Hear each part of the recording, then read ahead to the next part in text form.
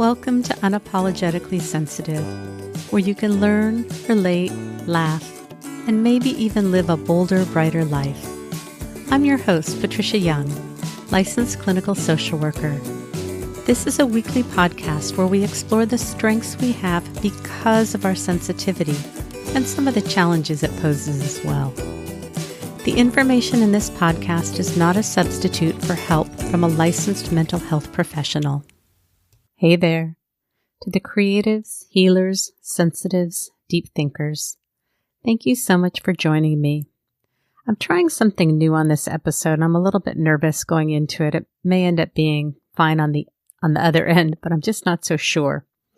This episode, I want to talk about relationships and some of the challenges that we have in relationships. I'm going to be playing one or two audio clips that are from some videos that I made.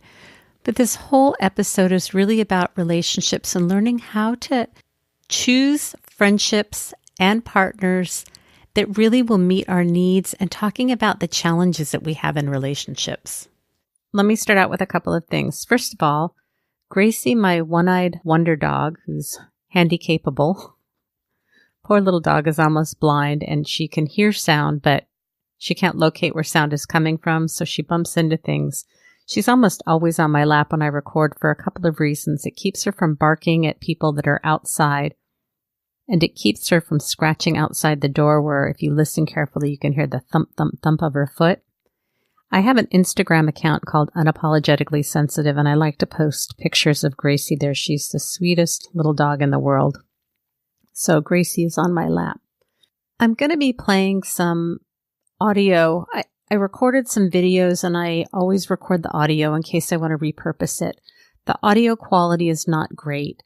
The other thing is I had something happen with a friend. I'm going to talk a little bit more about it before you hear the audio clip, but I recorded right after this happened and it's been a few months now and the audio has just been sitting and I just listened to it.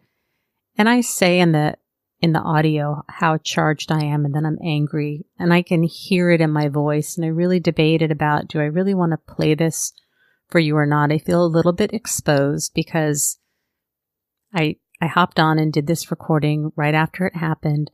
But the reason why I'm choosing to share it with you is I think it shows what goes on with us. It shows what our triggers are. It shows where we get angry, where our hot spots are. And part of what my hope is that in sharing some of the struggles that I share in relationships, I'm hoping to show that we all struggle with this stuff as highly sensitive people. And you don't have to be a highly sensitive person to listen to this podcast. If this is the first time that you're listening and you're curious to know more about being a highly sensitive person, you can go to hsperson.com.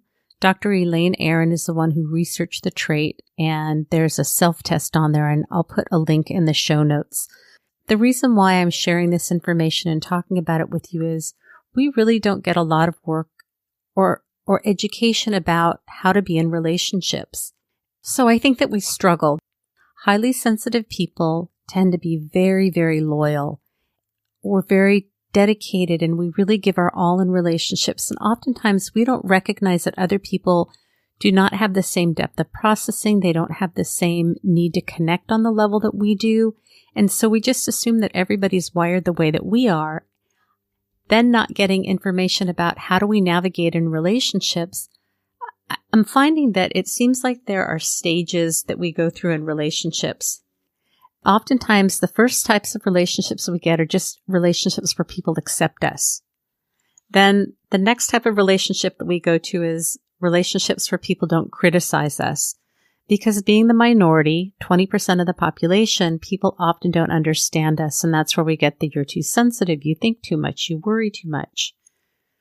Then the next level of relationship that we often find ourselves in are relationships where people really love us and embrace who we are. Then this is where I think the challenge comes.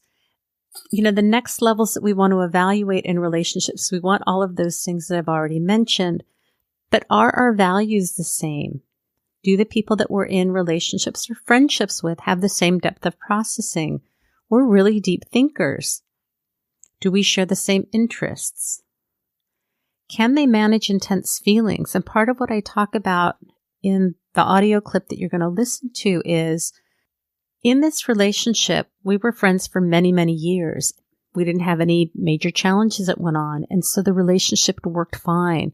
Then something happened in my life that was really, at the time, very undoing for me, and I was really angry. And my anger made this other person feel really uncomfortable. And oftentimes what happens in relationships or in marriages is it's not what happened in this relationship. When there's a stressor that is bigger than the relationship can manage. So oftentimes in marriages, if there's a child and the child dies, many of those marriages end up in divorce because the relationship cannot tolerate the stress of losing a child. I'm sure that there's better language to use, but that's the best language that I have. In listening back to this recording, I talk about, the other person having limitations, and really, I was upset and heated in the moment, and really nobody is at fault. Now that I have some distance in this relationship, what I can see is under average circumstances, we managed fine. We were very, very close, and it was a very good relationship until there was a stressor that came in, and I got really angry. I had a lot of feelings that came up, and the relationship could not tolerate that. That's when things in the relationship started to break down. When you do hear the audio clip, there is a part of me that kind of makes the other person a little bit wrong. It's just where I was at in the moment, and having a little bit of clarity now. I had the loyalty in the relationship. She accepted me. She didn't criticize me. She loved me. But there were some things that the relationship didn't have. And so I'm going to continue to talk about emotional literacy. Does the other person know what their feelings are? Can they identify their feelings? Are they introspective? Do they know what their limitations are? Do they know what their triggers are? And here's kind of the big one. Can they handle conflict when it comes up? Also, we tend to have competing needs in relationships. That means you and I both need something, but it means that only one of us is going to be able to get our needs met. How do we handle that when that comes up? So what that could look like is I could be in a relationship with someone and they really have the need to go out and I have the need to stay in. We have competing needs. We need to figure out how do we negotiate when one of us needs something that's not going to work for the other person. And I kind of want to go back to, can the relationship handle conflict?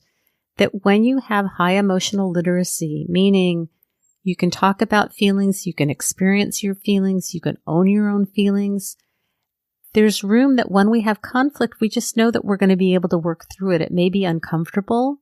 We may have to be in kind of a messy place, but we trust that we will be able to work through any conflict. The relationship that you are going to hear the audio clip for, we'd never really had this. And so what happened when there was big conflict, we really did not have the ability to work through it. Then some other things are, how vulnerable is the other person willing to be? How authentic are they willing to be? And I don't even think that willing is the right word. It's what is their capacity? And again, this goes to how much work do we do on ourselves? How much are we willing to be uncomfortable, to be uncertain? To be able to show up and say, I don't know what's going to happen, but this is what's going on for me. And then the other aspect is availability of time. Do they have the time to invest in a relationship? Is that something that they want? There's no right or wrong. I may still have a buzz. I may come back and listen to this in 6 months and go like, oh, still had a charge on it. But it's very interesting. In this relationship, we had a Monday through Friday relationship. That on the weekends, this was family time for the other person. I'm not making a judgment. I'm just stating what goes on for me. If she went on vacation, we didn't talk because she was on vacation. And the thing that's really interesting is I went through a grieving process with this relationship for pretty much a 2-year period. What happened is somebody came back in my life, and we're going to do an episode on this, but I have a friend and we went to Europe and traveled together. We were very, very close. She was in my wedding. We had a falling out, and for 20 years we didn't talk. And we recently reconnected it's been a little over a year now. What I'm finding is that I have a relationship now that really meets all of the needs that I'm hesitating. My gremlins are coming up. The areas where I felt like I feel like now I have a relationship that really meets the needs that are really important to me, and our need to connect is the same, and we can handle conflict and we can talk about what's going on just the way that we both show up for each other. And I think it's very possible that had I not been willing to let go of this other relationship, there may not have been room for this new relationship. But I think what's really hard is we tend to have these feelings of loyalty when we're in friendships. And if we start to grow and change, or the relationship is just not fitting for us anymore, I think it's really hard for us to feel like it's okay for us to make different choices.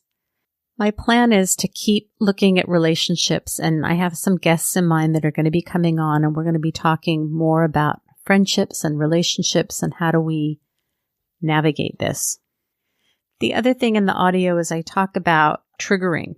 I think that we all have wounds and we do get triggered, and we need to know what our hot spots are. And when we are in a relationship with someone who has a wound, like we get triggered and they get triggered, it really makes it hard if we're both not doing our work. And in this audio clip, I talk about, I have an abandonment wound, and when I would text the other person, that's the other thing I wanted to talk about, that I talk about text, and then a week later she would respond. And this was later once we had more conflict. So this was one of those kind of in the heat of the moment things that when we first started the relationship, there wasn't that length of time. And as the relationship just started to deteriorate, there was more time. I would text her and it would be a week before she would respond. And so again, I just want to have a little grace there. Anyways, I just think that it's really important for us to be mindful about our relationships. I think so many of us have had wounding, and we internalize these messages about, for me, a lot of the messages that I have is I'm too much, I'm too needy. I was told very frequently that it was depressing to be around me. And it's very possible that I hadn't worked through my stuff at the time, but that's a fear that still comes up. What I know for today is I talk about what goes on with me, and that may be too much for somebody. I own it. I have feelings. I have very strong feelings. But when we find people that are a good fit for us, that meet those areas that I was telling you about, we can show up and be ourselves and work through any conflict and know that who we are is okay.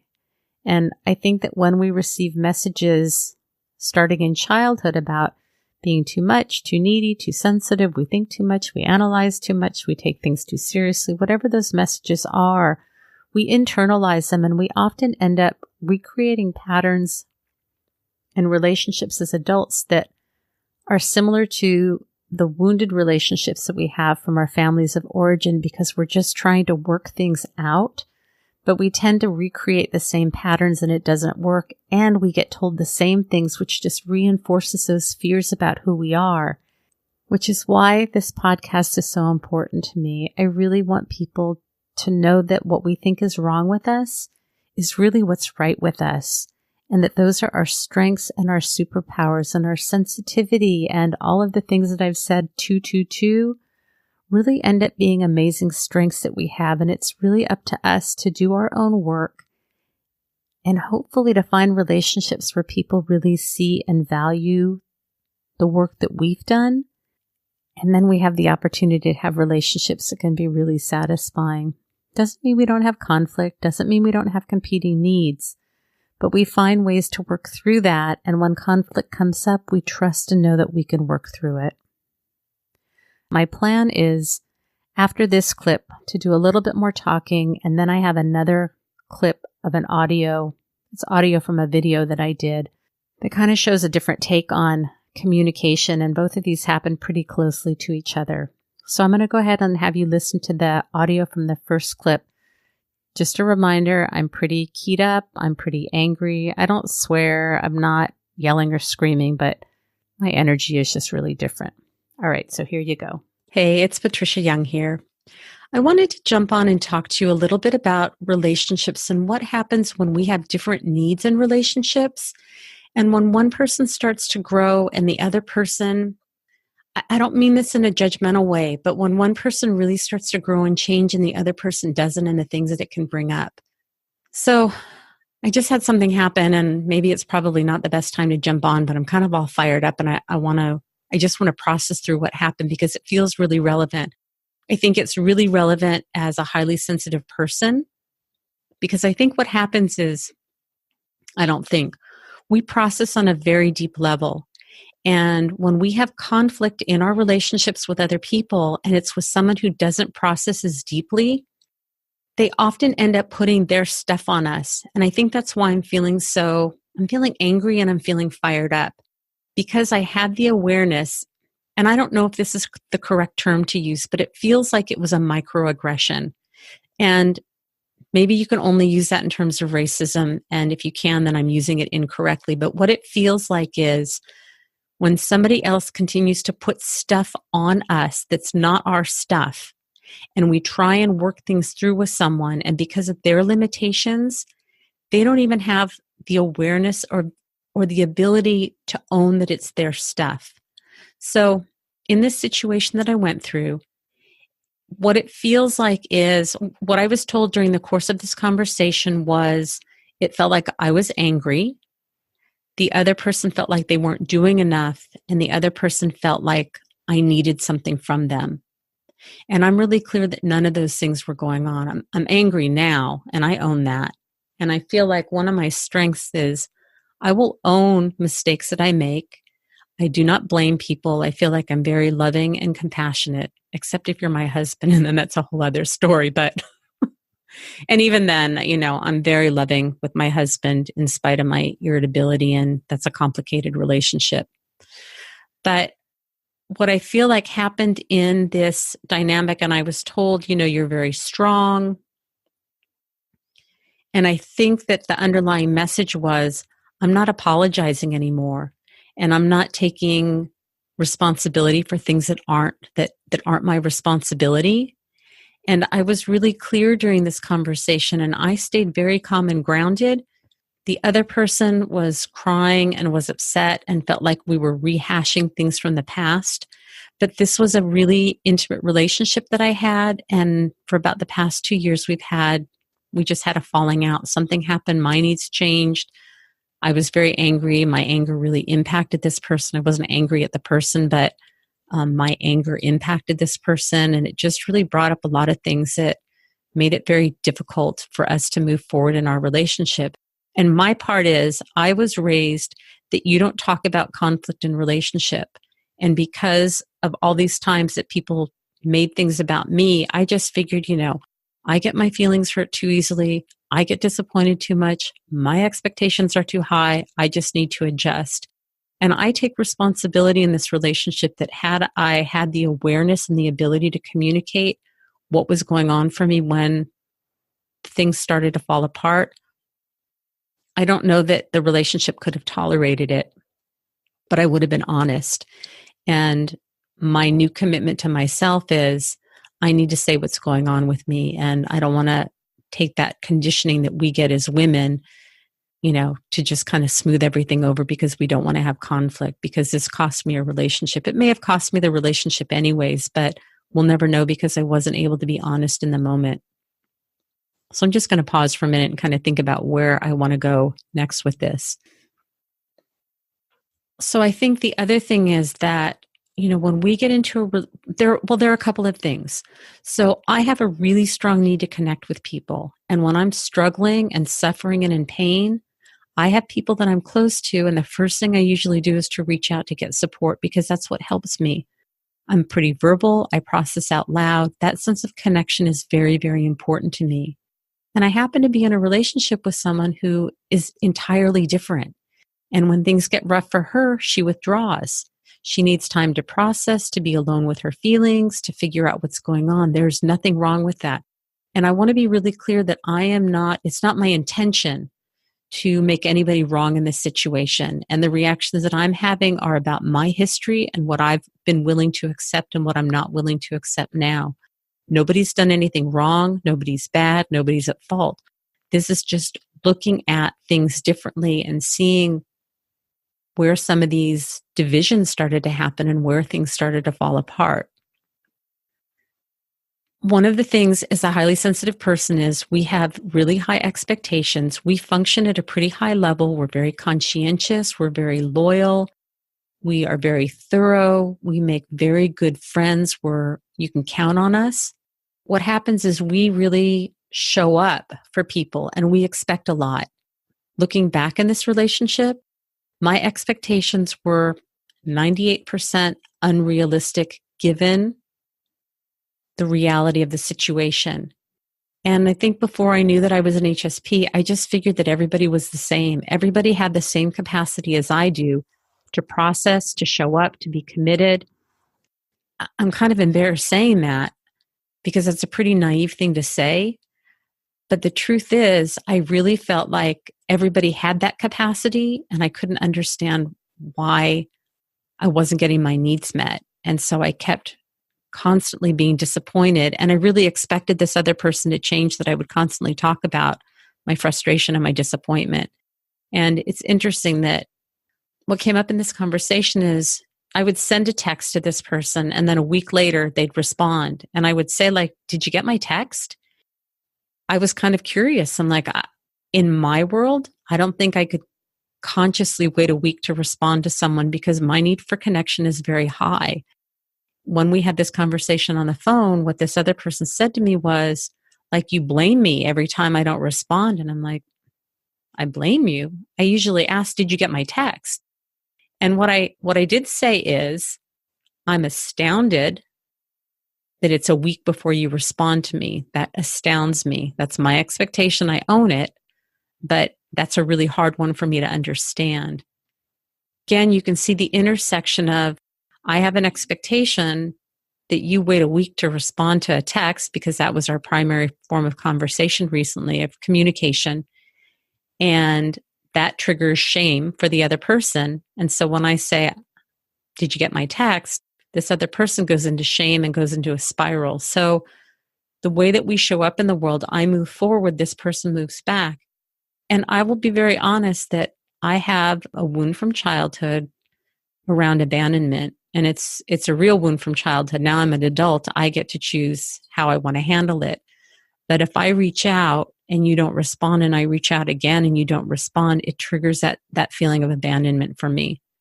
You know, now that I've kind of been through this rigmarole with this person, my expectations have changed significantly. And I know that if I put something out, let me rephrase that. This is not a relationship that I will go to get my primary needs met. It's not a bad thing. It's self-care. And I have people in my life that if I text them, they will respond. I have people that if I reach out, they can show up for me.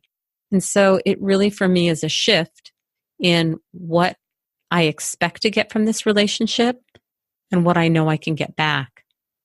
And it's hard when there's a lot of hurt that goes on. And it's interesting because from my perspective, we just were having a very honest conversation, finally an honest conversation about what went on for us in this relationship. The other person's perspective was that we were rehashing, that we were just going round and round and rehashing. And this other person talked about all the good times that we had and said to me, I think it would be helpful for you, Patricia, to take some time and think about the good times that we had. And so I got curious. So what is it that you think that I'm not experiencing? And so her perspective was, because I'm wanting to process what happened and be honest, she's thinking that I don't value the relationship. I don't remember the good times. And I said, I totally remember the good times. But we just had this 2-year period where we really didn't communicate, and now we're talking. And that's part of what we need to do some healing and repair work. So again, it's very interesting that I felt very comfortable in what we were talking about and processing and re-examining and being honest. That's depth of processing. It's what we do as HSPs. And from her perspective, I was rehashing and grinding and not moving forward. And I don't think that's really what triggered my anger, because what I know for me in my relationships that are healthy, I need to talk about what goes on. I want to hear what goes on for you, and I want to talk about what goes on for me. That's how we get intimacy. This other person was crying, was very upset. It was a very taxing conversation. She's not real comfortable doing feelings and kind of wants to stay away from the feelings. And her comment was, I need to focus on what's positive right now. for me, I wasn't upset by what we talked about. It's the truth. It's the reality. It's things that are going on, and it's what I need to do to move forward to have repair in this relationship. Didn't make me feel sad. I'm feeling angry afterwards because I'm realizing how many times I've had these types of conversations with people that don't have the capacity to recognize what their feelings are, to be able to process. Sorry, I got to turn the ringer on my phone off.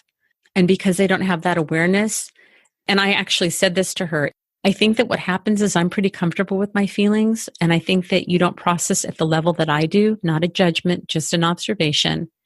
I said, I think I'm really triggering for you, and I think that makes it hard, and I think that with what's going on for you in your life right now, you're going to have to decide, is this something that you want in your life? And if you don't, I totally respect it. There's a bigger story going on, and that's not my story to share, and so I'm not going to share that here.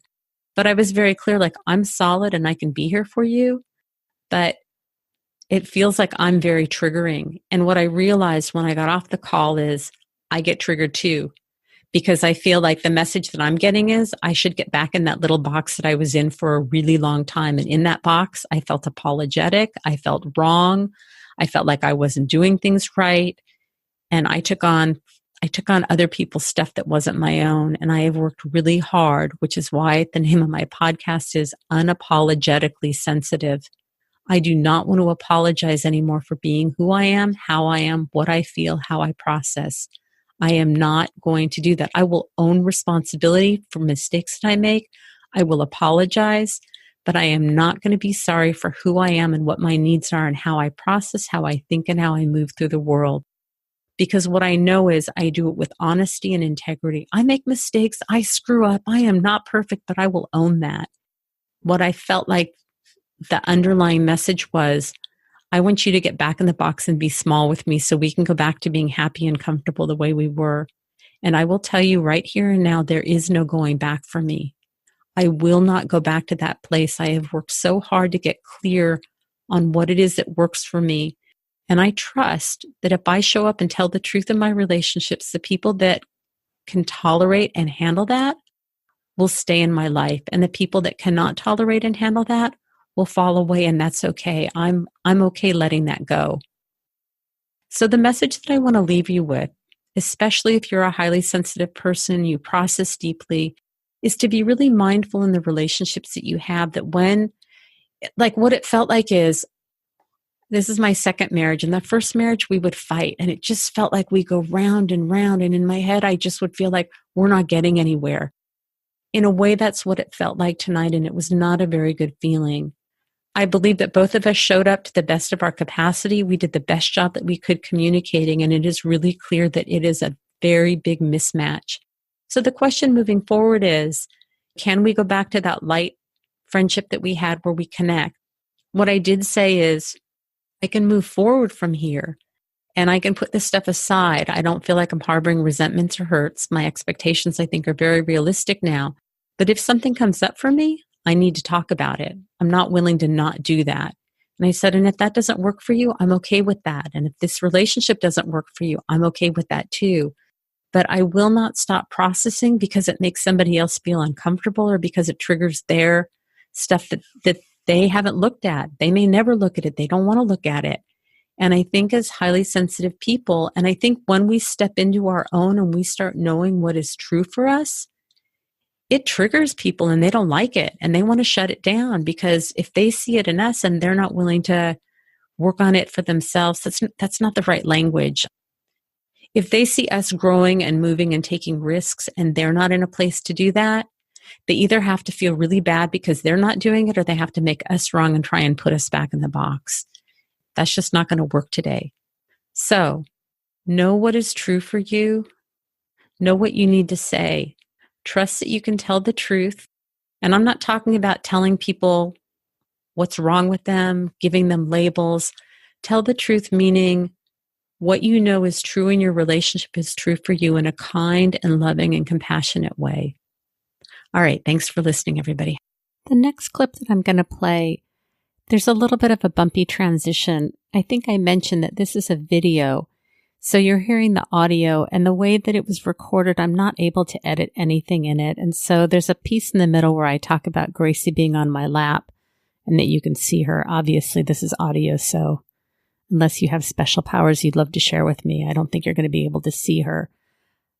Because this was a second video, I did a recap about the video clip that you already heard. So it's a little bit bumpy. The audio quality is not great, but I think it's a good message. One of the things that I talk about in this is in all relationships, we have hurts that come up. We've got impulses. We've got feelings of envy or jealousy or all of those things. Depending on the type of relationship, some relationships you can share those feelings like, I felt really hurt when I heard that you went out with somebody. I want to be the favorite person. So I talk about this, and depending on the nature of the relationship, who you are, who the people that you're in relationships with, sometimes we have relationships where we can really talk freely about the things that come up for us. So I'm just kind of giving you a heads up about that. All right, so here is the next audio clip. Hi. I wanted to do a follow-up to a video that I did last week about a relationship that I have with a friend, and we had a conversation by phone, and it didn't go the way that I would have liked to have. And I want to give an example of a follow-up that happened with another friend, and the two of these things tie in. So the topic is, how do we show up in relationships when we're feeling hurt, when we feel like people aren't meeting our needs? We can't figure out, is this something we need to handle on our own? Is this something that we talk about with the other person? And then I have another friend that I've known for 25 years. She's lived overseas for probably the last 20 years and comes to San Diego twice a year. We have a very close relationship. I've talked about the app Marco Polo that I use. If you're not familiar with it, it's an app where I can video myself talking to her. I send it, and then because she's in another time zone, when she has time, she'll listen to the polo. She can respond back. It's a pretty neat way of staying in touch. So what had happened on the heels of this experience with a friend, I had a pretty stressful week. I had a couple of pretty big, in my world, very traumatic things happen. And so I reached out and sent, I call it a polo. So I sent a polo to my friend. And we also communicate on an app called WhatsApp. And I could have sent her a message saying, hey, I sent you a polo. There's a lot going on. Can you watch it? But this is also part of my wounding, where my unexpressed desire was, I'm sending you something, you should know it's important and you should read it. That's on me. That is not a realistic expectation. It's an expectation. It's not good or bad. So I sent her this polo on a Tuesday, didn't hear from her, and then Saturday or Sunday she responded, and she felt really bad for not listening and responding earlier. She wanted to make sure that everybody was okay, everything was okay. I waited a day, and what came up for me is I was feeling hurt and angry. My expectation was, if I were important, you would have listened to this earlier. And now that you feel bad, I want you to feel really bad. And there was a part of me that wanted to wait 5 or 6 days to respond to her because I wanted her to feel that sense of hurt and not being attended to. I really wasn't sure how to deal with it. I'm wired to be intense and deep. I've got a great sense of humor, but I'm intense and deep. And not everybody appreciates that, understands it, can do relationships at the depth that I can. I have a couple of really close friends and I'm really blessed, but I get that not everybody does relationships the way that I do. So I sat with it for a day and then I poloed her and I was in a pretty vulnerable place and I said, I'm having a big reaction. You haven't done anything wrong. There's nothing that you need to do to change. I don't know how to sit with these feelings. I don't know what to do to heal. And so I'm going to share with you how I'm feeling. And if you're not in a place to listen to this, then don't do it right now. And I ended the polo and then I started a new one and went into it because I wanted to give her a heads up. I think as highly sensitive people, it helps us if we know if big things are coming, we need to be in the right place. If she got home at the end of a hard day and listened to this, it might be too much. So these are things we can do as highly sensitive people to let people know ahead of time. Trigger warning, going to talk about something intense or deep. I shared with her what was going on. I shared with her, like, I'm wanting to punish you, and I wanted you to know how much I was hurting, and I have wounding from childhood, some abandonment issues, and so when I reach out to you and you don't respond, it triggers that abandonment, and then the way that I feel really powerless.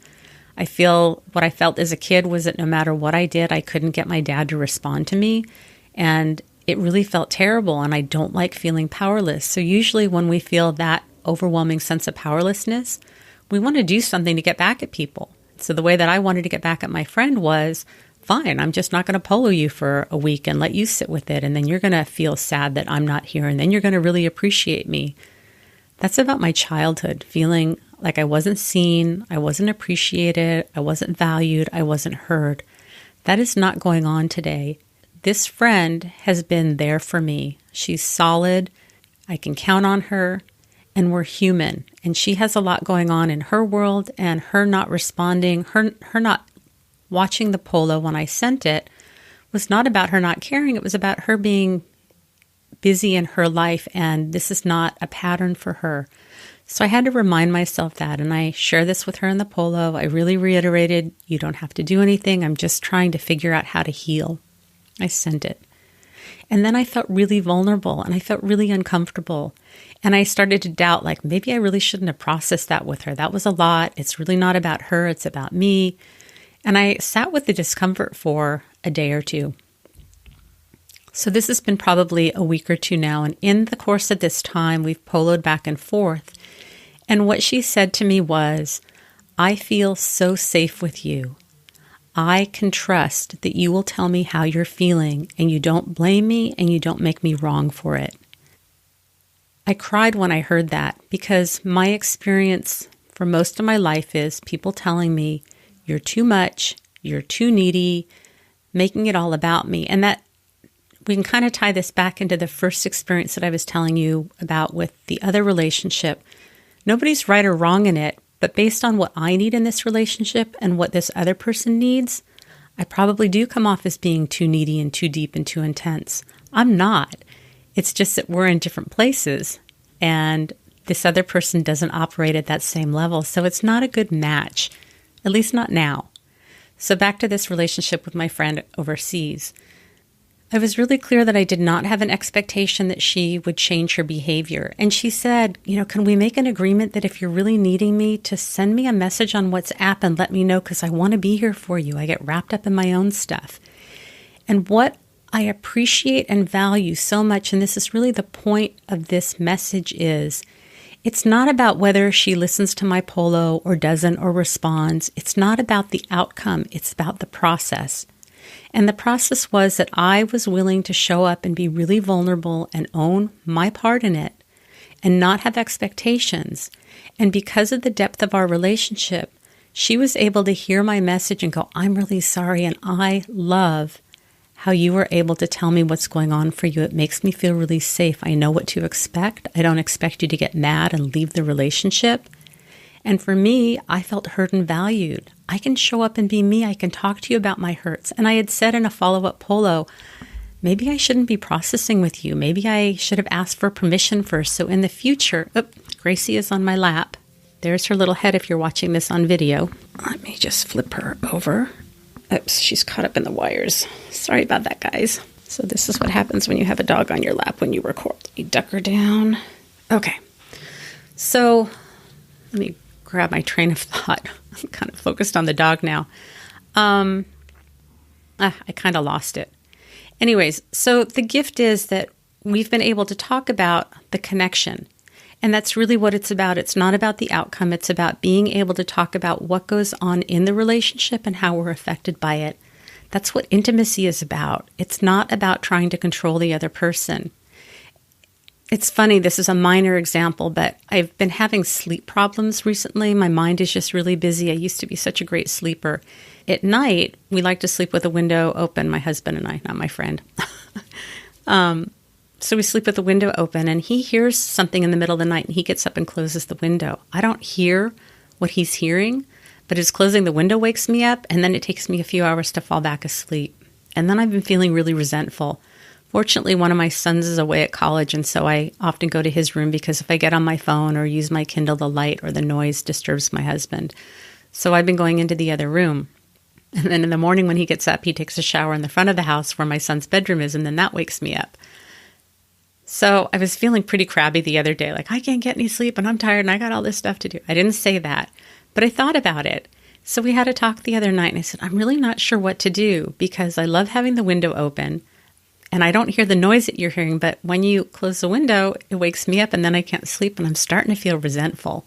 So maybe I need to sleep with earplugs. Maybe I need to sleep in the other room. If I sleep in my son's room, the window's not open because there's too much noise because the wall faces some neighbors. So I said, maybe we just need to close the window.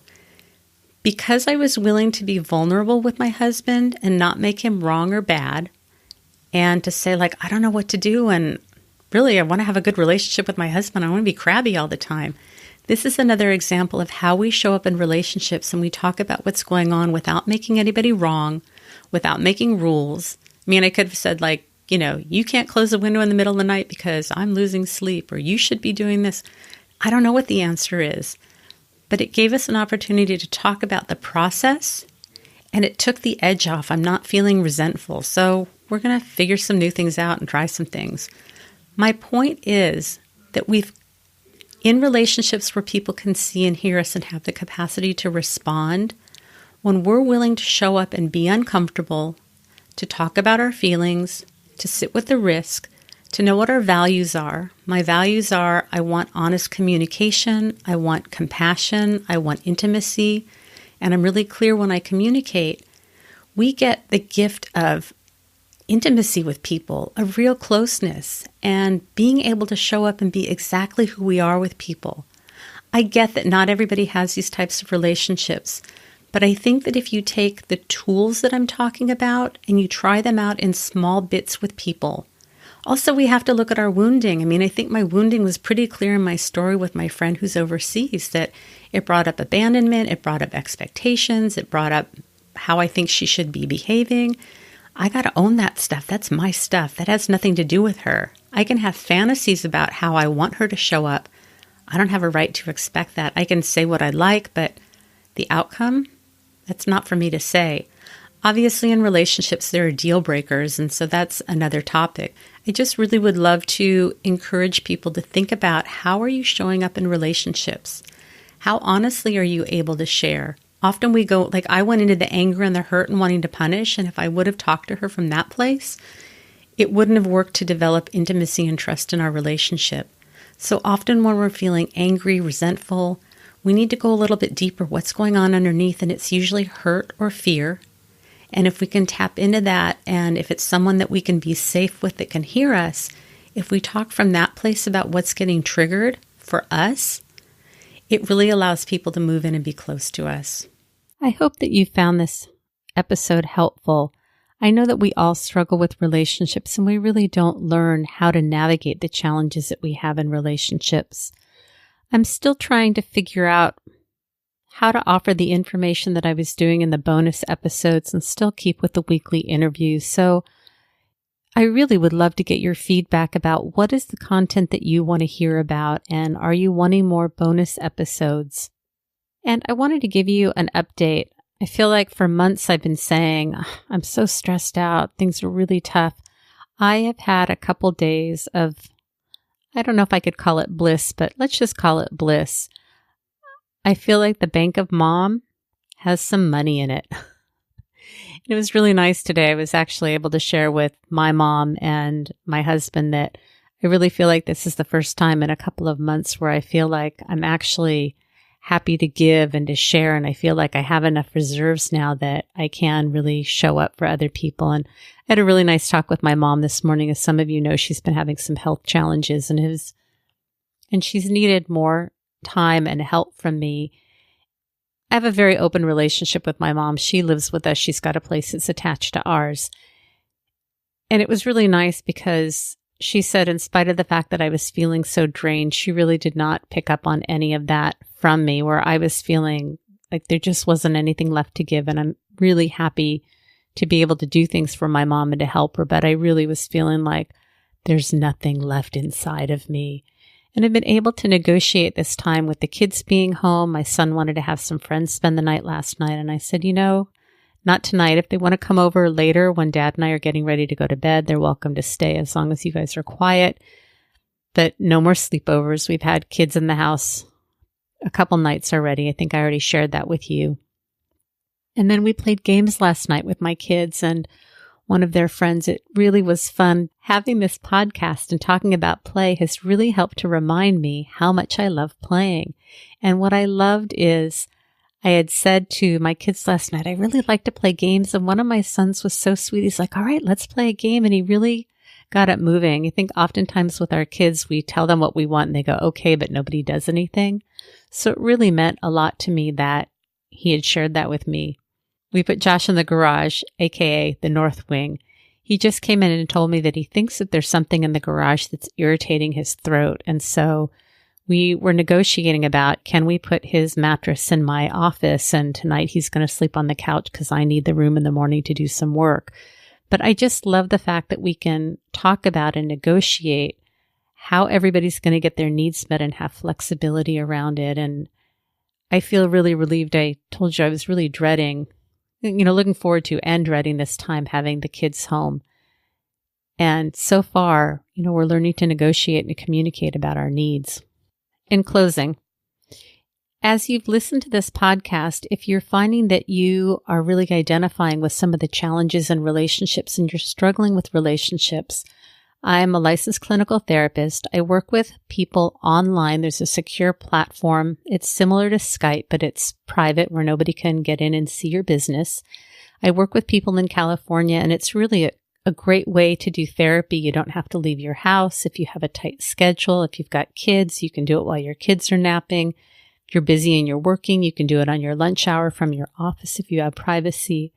There are really some amazing benefits of doing telehealth or online therapy.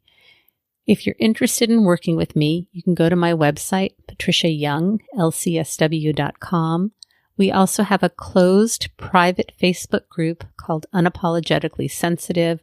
We're building a community. It's really a great place. If you have feedback from me about the podcast, whether you want to hear more bonus episodes, anything, I'd really love to hear your feedback. You can go to unapologeticallysensitive.com and you can contact me through there. Remember, sensitivity is nothing to apologize for. It's our superpower. Thank you so much for being here today. I really do appreciate it. Have a blessed day.